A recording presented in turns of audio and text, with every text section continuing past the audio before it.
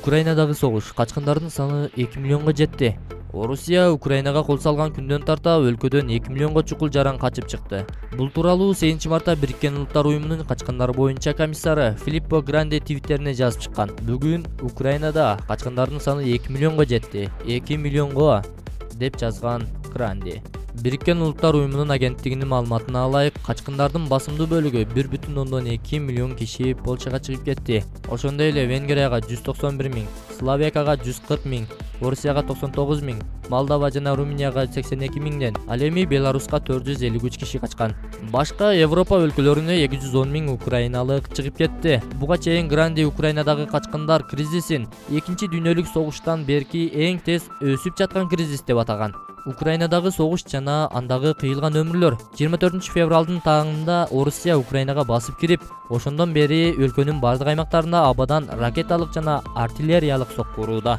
Аскерий агрессиянын башталышында Орусиянын коргоо министрлиги Украинанын аскердик инфраструктурасына гана сокку ураарын айткан. Бирок марттын 1-күндөрүнөн тартып эле артиллериялык жана авиалык соккулардан Украинанын ар кайсы шаарларында көптөгөн турак үйлөр талкаланган. Бириккен Улуттар Уюму 4 февралдан 6 мартка чейинки аралыкта Украинада 406 жай тургун каза болгондугу, дагы 801 киши жарадар болгонун кабарлаган. Каза болгондордун 27си жаш балдар. Украинанын башкы штабынын 6 марттагы маалыматына ылайык, согушта 11 миңдей орусиялык аскер каза тапкан. Бирок канча украиналык жоокер каза тапканы расмий ачыктала элек. Ал эми Орусиянын коргоо министрлиги 2 мартта согушта 498 аскер каза болуп, 1597 жоокер жарадар болгонун кабарлаган. Ошондой эле орус бийлиги 2870 украин жоокер каза тапкан, 3700 киши жарадар болгонун билдирген. Бириккен Улуттар Уюмунун маалыматына караганда, адамдардын көпчүлүгү кеңири радиуска тараган. Жардыруучу артиллериялык жана ракеталык снаряддын огунан, ошондой эле абадан жааган октон көз жумуп жарадар болгондор.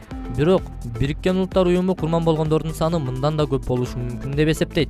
Уюмдан мурда согуштук аракеттер жүрүп жаткан Украин шаарларында гуманитардык кыйроолор болушу мүмкүн деп эскертишкен. Бириккен Улуттар Уюму тараптарды ок атууну токтотуп, тургундар согуштук аракеттер жүрүп жаткан аймактардан коопсуз жайга чыгып кетиши үчүн гуманитардык коридорлорду ачууга чакырган. Коридорлорду согуш жүрүп жаткан аймакка гуманитардык жардам жеткирүү үчүн дагы керек болгон. Гуманитардык коридор ачылганы тууралуу 2 жолу жарыяланган 5-6 мартта. Бирок 2 жолу тең ишке ашкан эмес. Буга эки тарап тоскоол кылды деп бири-бирине айыптаган.